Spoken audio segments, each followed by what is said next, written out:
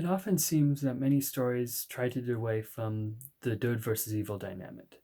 Now, sometimes this is just adding like shades of gray to it, where everyone has a little bit of corruption or everyone is a little bit flawed in certain cases. No one knows about things the right way. And again, we're human, so most of us don't really have the best option at all times.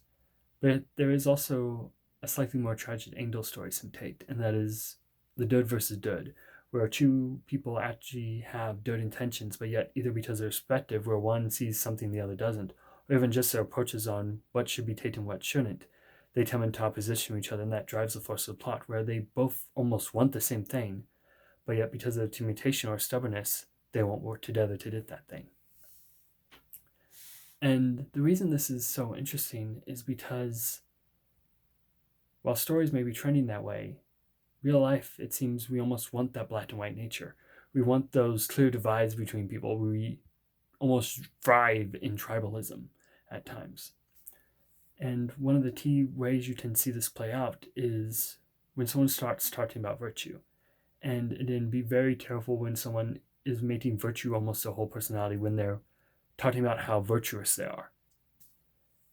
Because when you see it, when someone talks about justice, it's often not wanting due process or wanting like the case to be revealed in full or wanting the jurors to be kept clean. And then we tend to talk about certain cases all over the internet and basically pollute any jury pool we want or don't want. But the thing is, for most people, justice is getting the result they want to see rather than the result that should actually happen.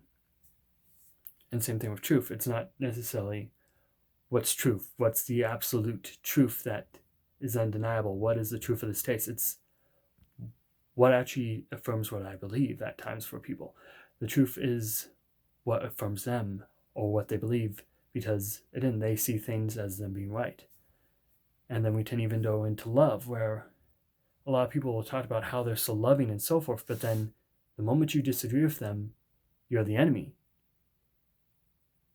Even though it's like, love your enemies, do good unto those who hate you. But it's like the moment that someone disagrees with them, the moment they did a little bit of pushback, all that love talk goes out the window. Which just makes it all the more interesting how